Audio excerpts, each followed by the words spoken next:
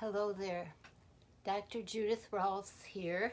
I am a marriage and family counselor, author of books on marriage and parenting, and I speak at marriage conferences and retreats.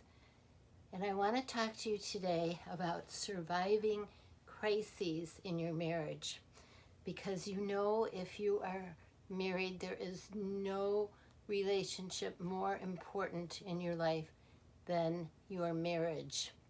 And I've seen people experience the greatest joy and also at times the greatest pain through that relationship. And I love it when people are able to resolve crises and go on to live a joyful life. It gives me such great delight. It's been my super privilege as a counselor to work with people. So I have written up principles that will help any marriage, particularly though surviving these crises.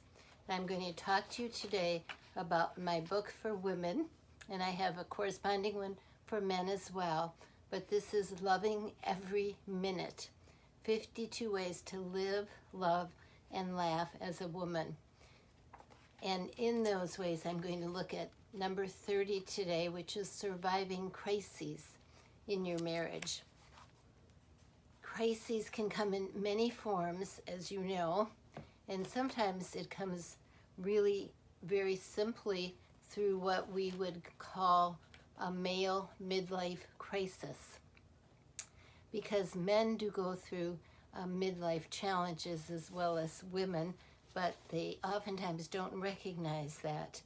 And this can occur, actually, a crisis at any age, and it can happen to Christians as well as non-Christians. Some men seem to hit a very crisis emotional moment every month when they pay the monthly bills. It's like an emotional down for them. Others hit a crisis sometimes after 7 years of marriage. For whatever reason, that seems to be a significant year. And some when they hit a milestone birthday, maybe 40 or 50. Then again, a specific challenge like the loss of a job can trigger emotional crisis. But sometimes it just happens over time as a man realizes that he's growing older and he hasn't realized all of his dreams. And sometimes the entrance of an attractive, available woman in his work environment can make a man question his priorities.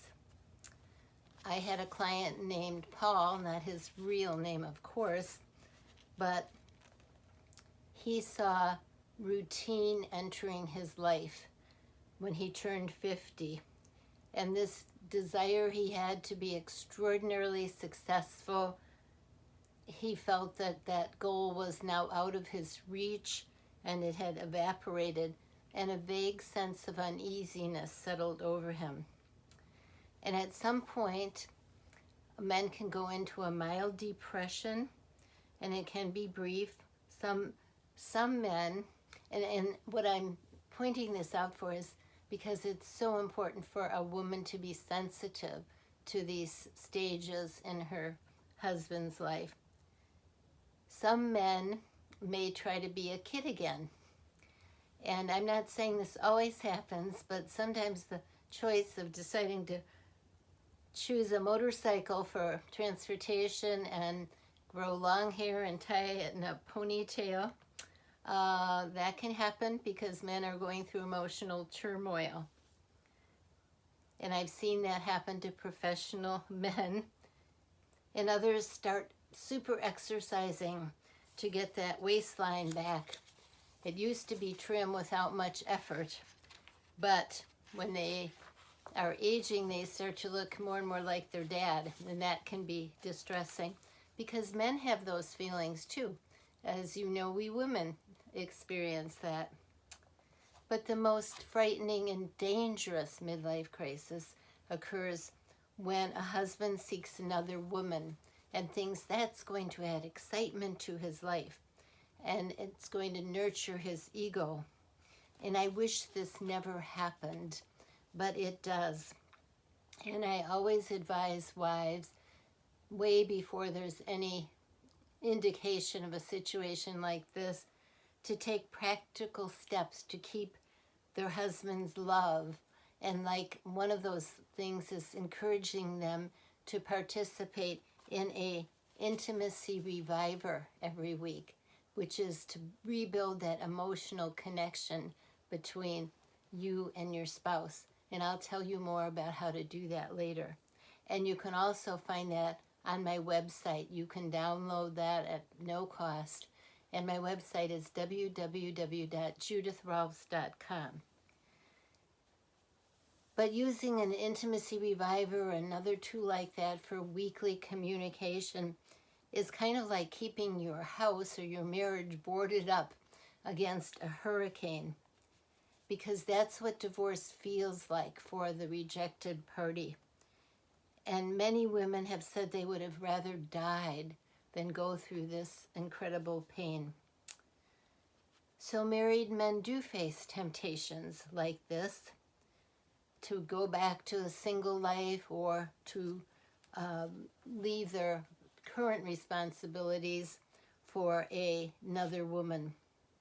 Some men even experiment with homosexuality, looking for happiness that they don't feel they're finding in their traditional family life. And your husband has a free will and he can choose to sin or not to sin. You cannot stop that or control that. You can do all the right things as a wife and still end up in divorce court. So please be fully aware of that. This is not casting blame. But of course you want to make sure that you haven't done anything unknowingly that would contribute to your husband's infidelity. And oftentimes during a husband's crisis, his wife can become bitter and angry with him, and that actually only justifies her husband's thinking she's a nag. How could he ever have married her? Maybe he was too young and immature when he got married. His new girlfriend never yells at him. She keeps telling him how great he is. So the wife must really be sensitive to this, and also never try to turn the children against your husband because he's not behaving in a typical loving way towards you. Typically, however, I have noticed that men who are in crisis have not ever known a vital, exciting life as a Christian. And God's word gives men a right understanding of their personal dignity and their need to be the leader in a godly family. I want to point out, though, that sometimes it's the wife who wants to leave the marriage and is precipitating a crisis. No human relationship is ever perfect. I have been married a long, long, long time, and our relationship has had ups and downs at times, but we both know we have made a commitment before God until death, and God honors us and all husbands and wives for keeping that commitment and keeping joy in our marriage. When people enter into my office for counseling and say, I can't stand this anymore, I'm miserable, I need to get out of this situation, I always say to them, God does not want you to be in a miserable marriage. I agree with you, but He wants you to take steps to improve that relationship, and that's what we do together. Now, abuse, of course, is another issue, and I never recommend a woman allowing herself to be abused. And sometimes men do abuse their wives because of alcohol or other drugs, and that's the primary reason. And of course, we always want to encourage help for that. Sometimes I need to point out, though, that a woman can devastate a man emotionally with her words. And as women, we do have that power, and we need to be careful that we do not contribute to any cycle of violence by the words that we speak. Proverbs says about a wise woman in Proverbs 14:1 that the wise woman builds her house, but the foolish woman pulls it down with her own hands. So I would ask, in what ways have you built your house, and are you building it? And in what ways might you be pulling it down? Psalm 141:3 also says, "Set a guard, O Lord, over my mouth. Keep watch over the door of my lips." We are to use our mouth to build up our husband and build our marriage. And that's where the emotional intimacy reviver comes in. There are 3 areas to it, and it's a weekly sharing with your husband over dinner, over coffee. Takes about 45 minutes to an hour, and you share 3 things. You share when you felt closest to your spouse that week, when you felt really connected.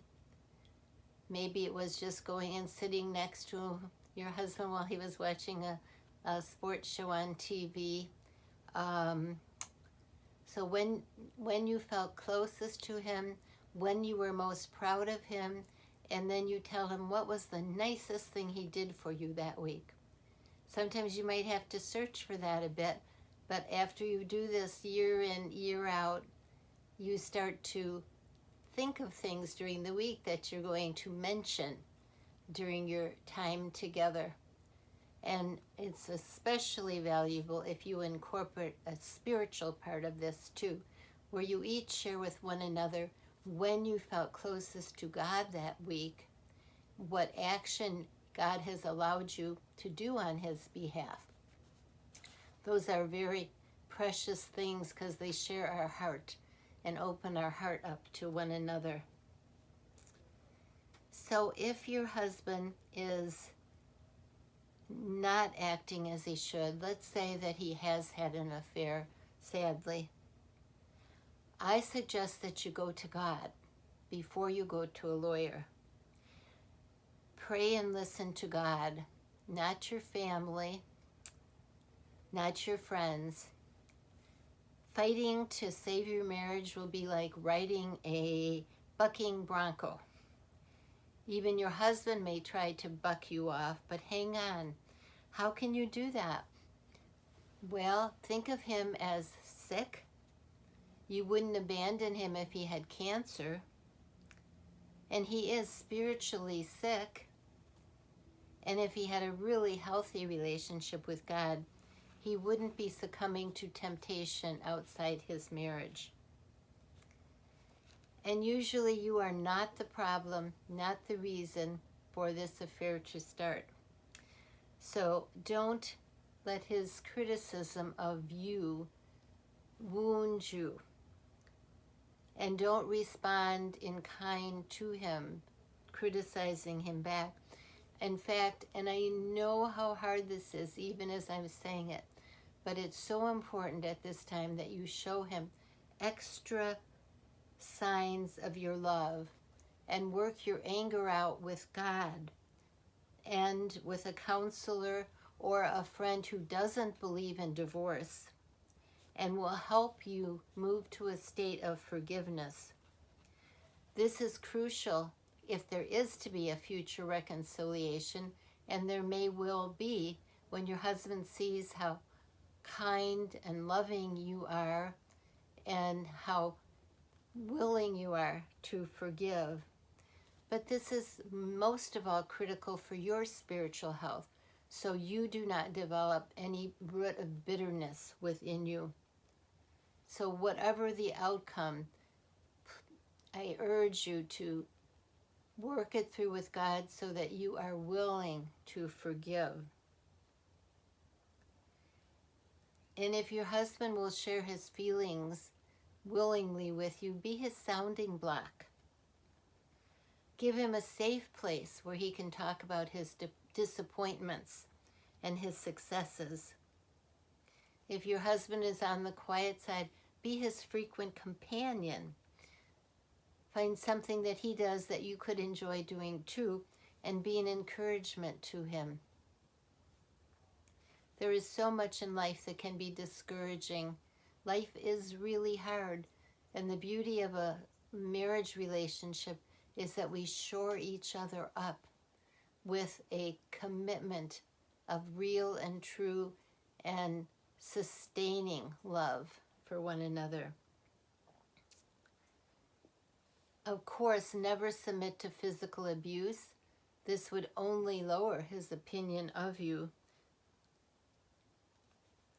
Taking your husband back could be the hardest thing you have ever done, but I have known so many marriages that have done that after infidelity and have gone on to have the most beautiful years of their life together. So definitely know that is a possibility.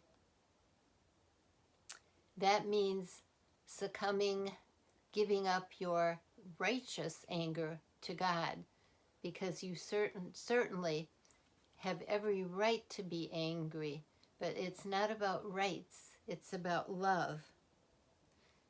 If your husband still insists on leaving after your kindness, after your encouragement, after your support, after you have done all that you could, let him go and know that God will sustain you.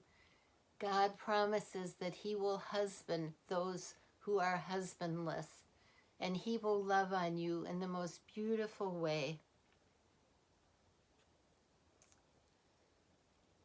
Remember when you were dating and you couldn't wait to be with your husband, and you spent time thinking about what you would say to one another? Well, that's what I encourage you to have happen in your married life as well, to put some focus and some energy into thinking about these times together. And make sure you never put your children before your husband. They will clamor for your attention, definitely. But you need, something I suggest doing is saying to the little ones at 9 o'clock at night, well, and depending on their age, of course, but if they're older or young teens, say, this is time for mom and dad, and I need you to go to your room. You may do homework, you can read a book, your bedtime isn't until 10 or 10:30 or whatever it is, but mom and dad need to have our hour of time together.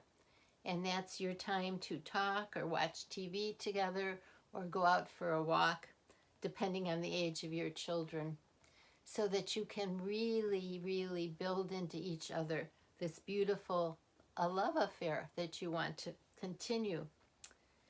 And of course, sometimes you want to make his favorite meal, or maybe allow him to make you your favorite meal.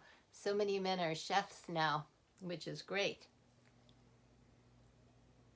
When my children were little and we'd wait for my husband to arrive home from work, I returned home before he did, and I'd always make a big deal of it. I'd say, okay, children, daddy's going to be home soon, so let's run around, straighten the house, put your things away, and when daddy comes in the door, I want you all to run over there and greet him, because this is the highlight of his day, and we all want to be part of it. And that tells your husband that he comes first, and that you appreciate him and you appreciate what he does for your family.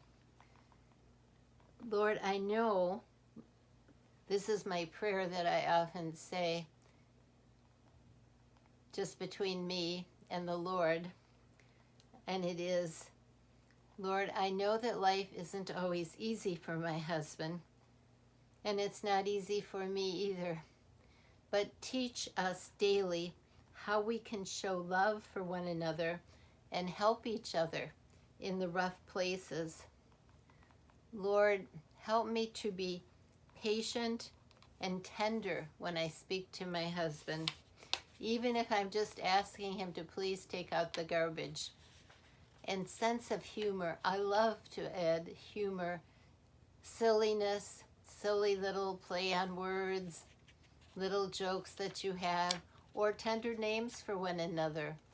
My husband likes to call me flower, his beautiful flower bursting into bloom. That's been recent in the last couple of years. When I come into the room in the morning, he'll say, "Oh, my flower is up." My point is that we truly are precious gifts to one another, and I pray, Lord, to help me remember that my husband is a gift from you to me, and I am a gift to him. And we both have a very significant role to play in each other's lives. And so, Lord, with God's help, you can survive any crises that come into your life, whether it's from an outside source or an inner source, if it's from the illness of you or your spouse, or in the world we live in, there are other women and divorcees who are very much on the prowl for a very kind, loving, even though married man, sad to say. So these are all real potential crises, and we can't ignore them. We have to admit that they exist, and of course the temptation is there for women as well. But we do know that's not God's best plan for us. And it's not his best plan for sure for your children. If I could tell you stories that I have heard in my counseling office of even adult children in their 30s, 40s, who are devastated by the fact that their parents are getting a divorce.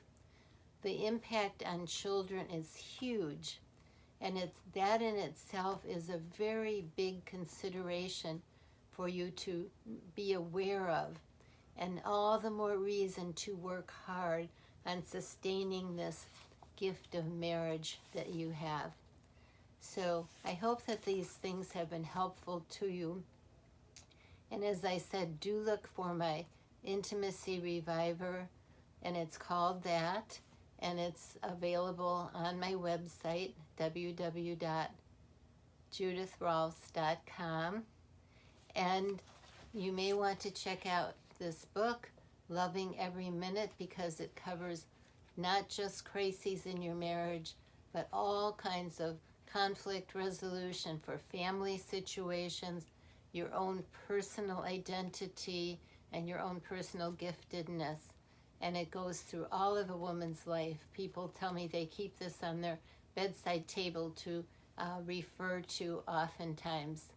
And the book for men is Man in Command, 52 Ways to be a Great Husband and Dad. So that's the companion book. And I hope that you will be greatly blessed by them. You can get them through bookstores or through Amazon online. They're readily available. And some husbands and wives each read a chapter, and then they read a chapter in their spouse's book, and they discuss it. So they're getting both points of view, from the male and the female perspective, and they're helping each other. Each of these areas also has corresponding scripture and application for your life. So it doesn't leave you without tools that you need. And oftentimes, that's just what's needed to enhance a marriage relationship. I always tell men you wouldn't try to build a shed in your backyard without the proper tools in your toolbox. And sometimes you try to have a good marriage without having the tools that you need, the tools that are in these books of good communication, good parenting skills so that there are no issues that you disagree on there, good consideration, tenderness for one another. So those tools can make all the difference between success and failure.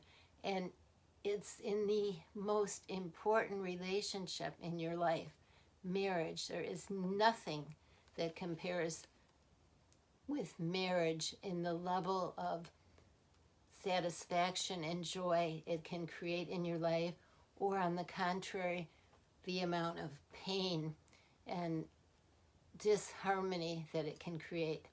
And I am committed to helping every couple experience the joy of a really, really blessed, happy marriage union for a lifetime.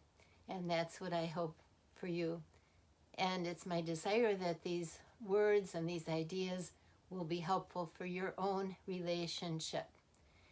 And please, if you liked this or found something of value, please like it at the bottom of your page. And I'd love for you to subscribe to my YouTube channel, which is all about ways that you can enrich your family life. Ways that you can do that through activities with your children and just solving simple solutions for any problem that can arise.